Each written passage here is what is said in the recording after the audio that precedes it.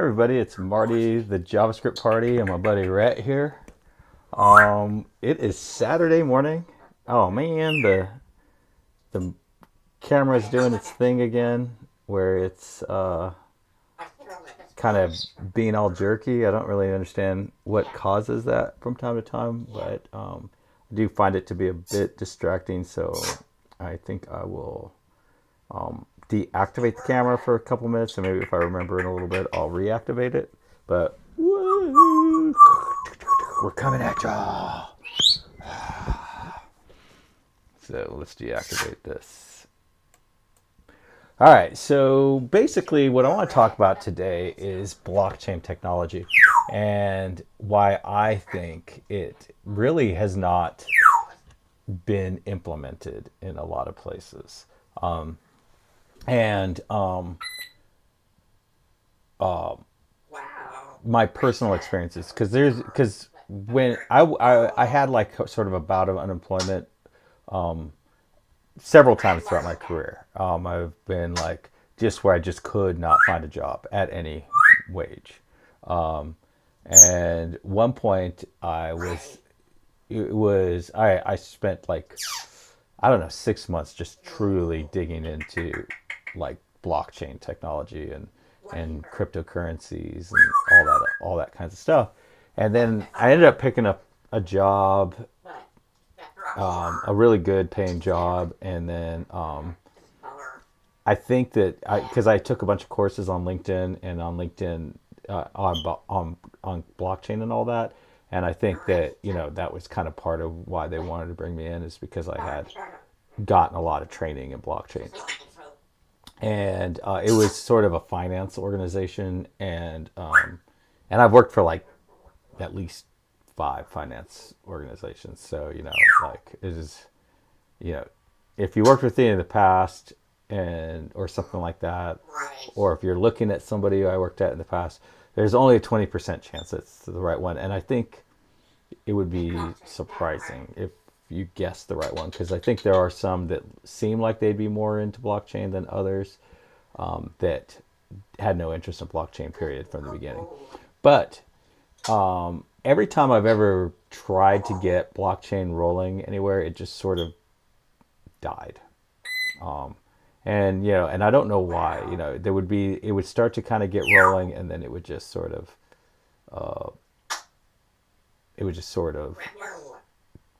I don't know. I don't understand why it would do that. Oh, I just noticed it says up here. It says alpha, beta, omega myth. So I wanted to understand what people mean by alpha and beta and omega people and gamma people and that kind of thing. I did not ever imply that I thought it was a myth, but ChatGPT on its own decided it was a myth, which I think that is sort of an indication that there's a lot of people that want to kill this concept.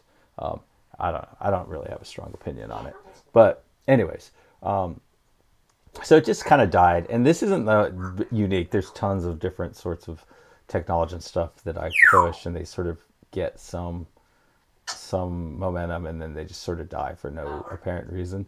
But blockchain has always been surprising because people have been wide open to it, because I think anytime you can say, hey, we're doing blockchain, there was a while there where like your stock would just go through the roof if you did that. And let me try to activate the camera again, see if it's still doing it. So it seems to have, nope, it's messed up still. No, but not so bad. So anyways, yeah, I'm going to deactivate it.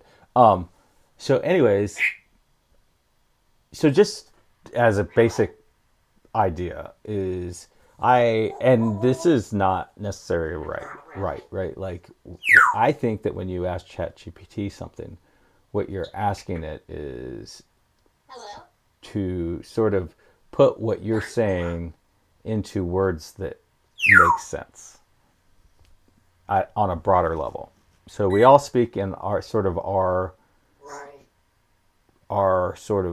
way that's based on like our tribe, like who we're around and all that.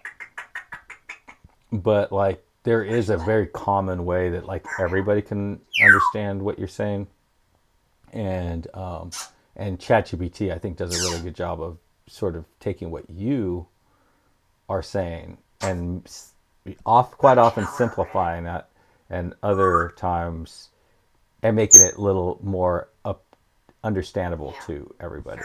Um, there's like a lot of linguistic things that like different sorts of societies, like some sorts of societies, everyone can understand leadership, but very few people can understand. Like you can kind of tell where you are in the hierarchy based on the number of people that can understand you. Actually, in almost all societies, you can do that. Like so, but in some societies, the people at the very bottom of the society are don't really understand each other, but they can all understand leadership. In some places, people at the top of society can understand like all the most common people, but the people at the top can't be understood really by the people at the bottom. You know, it's just kind of a weird, funny thing in linguistics that I've read about. But I know that's funny, all right. Um, but so I asked ChatGPT to describe a simple blockchain that has three blocks on it. One letter, one of one letter, one blocks of one letter. So each block is one letter, and the first letter is A, the second letter is B, and the third letter is C. So I thought that that would be. I honestly thought that it would come back with like a really succinct, simple description, but it didn't. It couldn't. It actually came back with like code and all kinds of stuff. And I guess that is interesting. But basically, so it kind of gives us like saying, hey, block one is A, and then it creates a hash, and that hash is 1A0. And a hash is just a code. And it's a code that's just generated from block content. So it looks like they just sort of added 1A and 0, like that was their little thing. So 1A and 0, I guess, is the index, the data itself, and 0 is the hash. So then it made a second block and it added a 2B in front of it. So that's the index in that, and then it did the previous hash. And then if you said, so the data, the third one is 3C what the previous hash is, right? So the general idea is that like if you would not be able to take this hash and then alter the data without the hash exposing you. So if I know what the hash is, and then you come to me and say, "Oh no, block two is D instead of B," I could look at the hash and say. Now it's kind of unfortunate because in their example, the hash isn't obscured. You can actually mentally decode in your mind what the hash is, but usually this hash, like to a human being, has no relationship to this data. And a really important part of it is that you can't actually go backwards from the hash to this. So you can calculate this from that, but you can't calculate the three parts from the hash. Like you can't go backwards. So I know what my hash is. If you try to tell me that block B is now D. Now that's kind of just how it works. And now I'm going to go back to like, okay, why? Why is this? This is a very simple way so that we could have more understanding of, like, you wouldn't be able to do fraud as easily. There's just our whole world is just full of fraud. Like I bought a car from Toyota like 8 years ago, and I wanted a 6-cylinder, big time. I had just demanded, I want a 6-cylinder in my car. It was a Toyota Camry. And then I got the title and everything said 6-cylinder on it. And then about a year ago, I went to get my emissions done, and the guy there was like, "Oh, it's a 4-cylinder." They altered my title, and they just committed massive fraud to make the sale.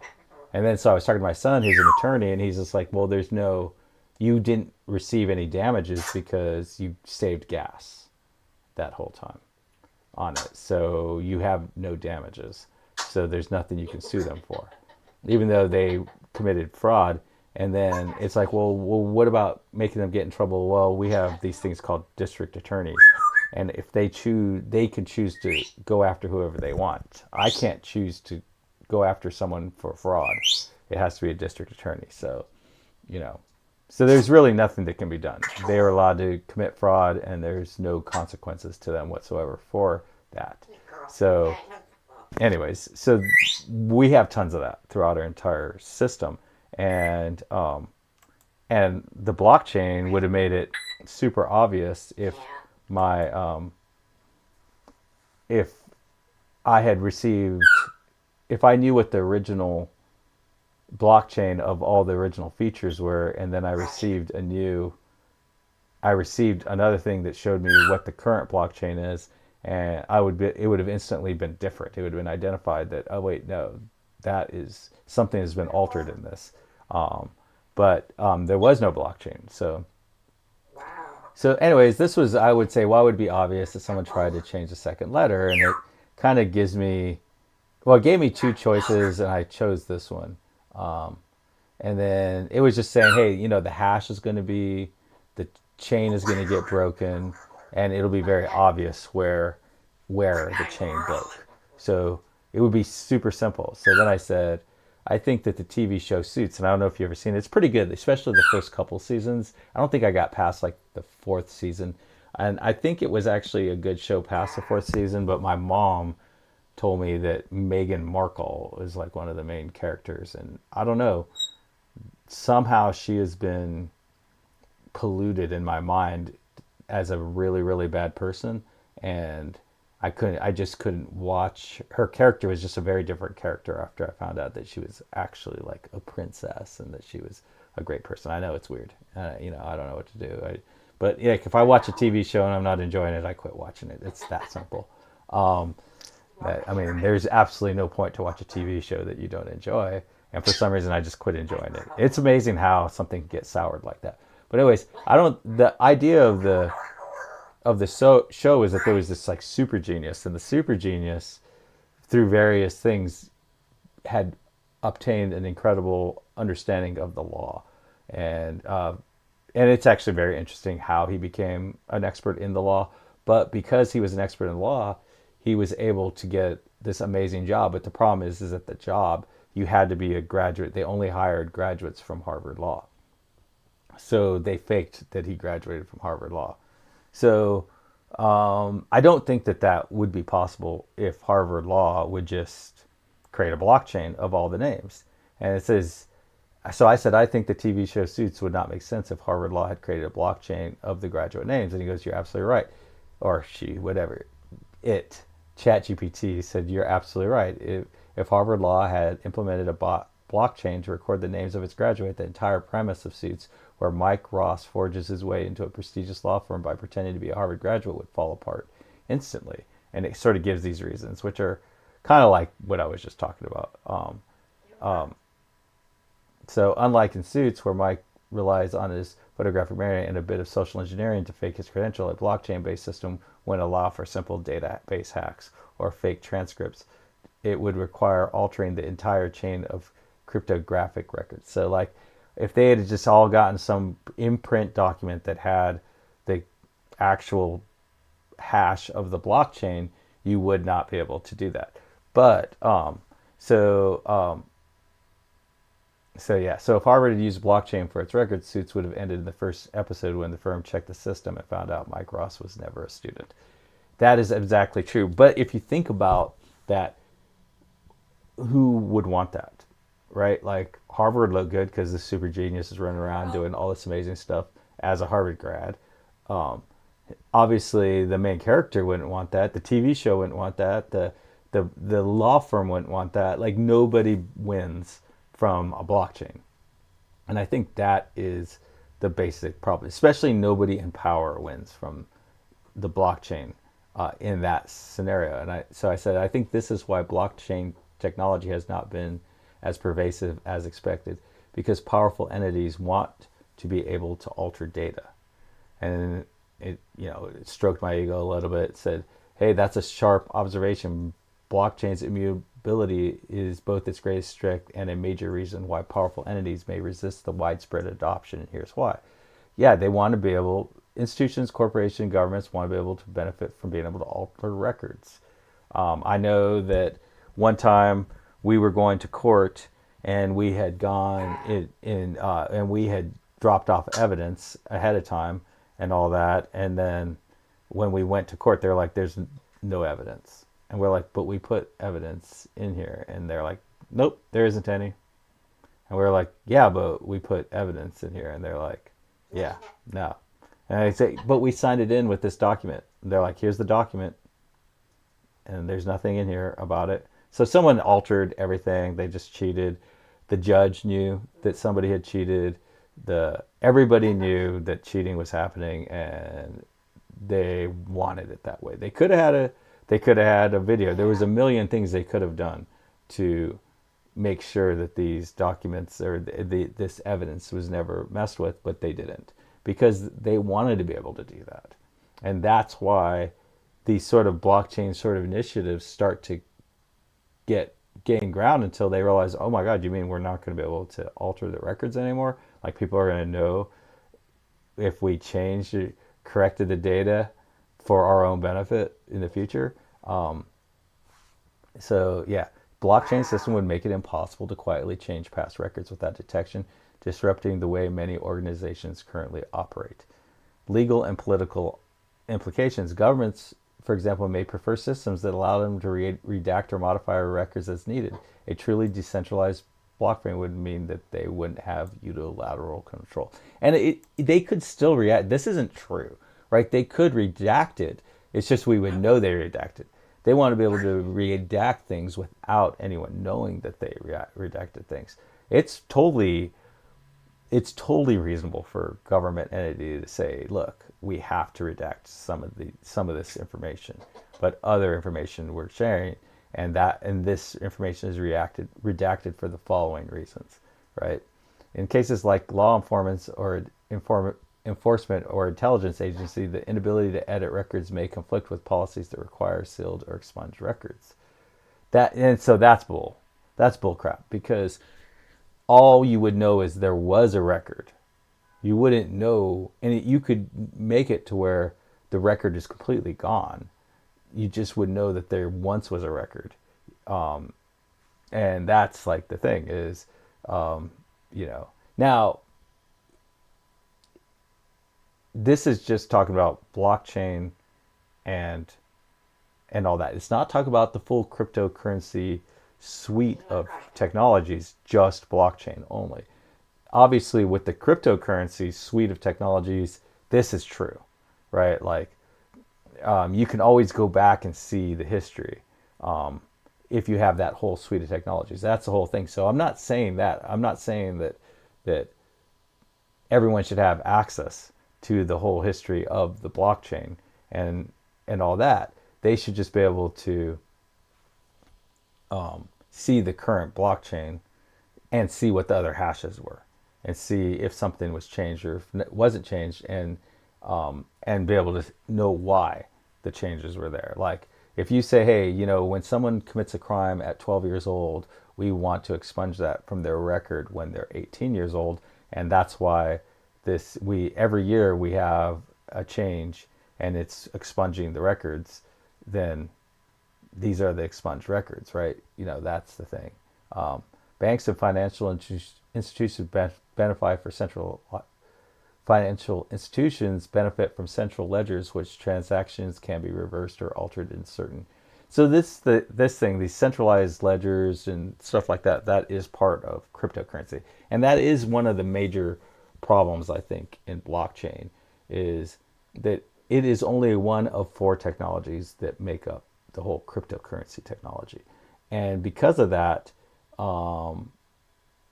it doesn't make sense. I mean, because of that, they sometimes blockchain kind of picks up some of the when someone's saying, "Oh, these are the things against blockchain," and it's like, no, that's against cryptocurrency, not against blockchain. There's like ledgers, open ledgers, those sorts of things are part of that. Universities like SUSE, for example, might want the ability to issue corrections or deal with special cases privately. and it's the privately part. They don't want other people knowing that they made changes. It's fine if they have to make a correction or make changes. What's not fine is that they don't have to say why they made those changes. Or maybe it is fine. I don't know. And yeah, yeah, this is another thing that's just more of a criticism of cryptocurrency, not blockchain. Um, so, anyways, that is my thoughts on that, and I don't think it is particularly controversial today. Let me turn my activate. I don't believe these are controversial things today. I do think that they could be in the future. And I think like these are I think this is true. And I think these are truths that need to be out there. You know, the basic idea, the basic it's not like taboo at this point in time to say, hey, governments and big institutions don't want blockchain because they want to be able to hide their tracks. They want they depend on the ability to hide their tracks, so blockchain can't get traction in a lot of places. The There's nothing taboo about saying that, but there could be in the future. But the likelihood of something becoming taboo goes way down if it's already common knowledge. If it's already like litigated in the court of public opinion, the likelihood that it becomes taboo goes to zero.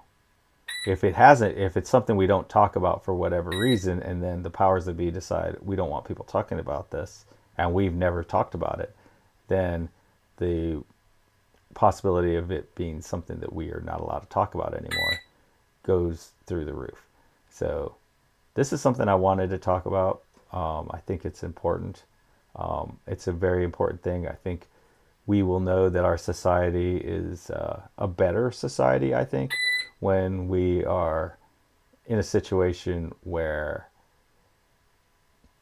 blockchains are just a way of life, where like when you go to sign your kid up for sports and there's 18 open spots and you get like, okay, yeah, here you are, you're the 12th spot, and here is your hash that just describes that, and then when you come back later, your certified hash, and when you come back later and you go, wait, why isn't my kid on the team? And they're like, yeah, you never signed up for that team. And you're like, well, here's my hash, and here's the list of the kids before me, and I was supposed to be the 12th person on the team, and for some reason this hash gets screwed up at this number, and what happened? And then some coach says, oh yeah, no, really a much better player than your child showed up, so we signed them up and we pushed your child out. Like, they just have to tell the truth.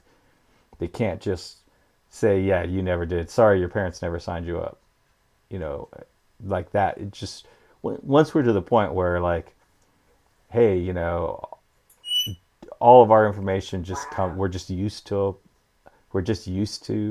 the hashes all over the place, and we just have tools that will decode our hashes for us, and validate our hashes, and validate that nothing's changed. I think once we're there, we will know that we've gotten to a better place in society. But as long as we're to this point where we can't implement this obvious and simple technology, as long as we're to that point where, as long as we're there, we just have to acknowledge that we're very, very corrupt, and we depend on corruption, and we can't get rid of corruption for whatever reason. We don't know why. We don't know why we have to have corruption, but we have to have it, because if we didn't have to have it, we would have blockchains. That's sort of my thought on that. Anyways, everybody, happy coding. Bye.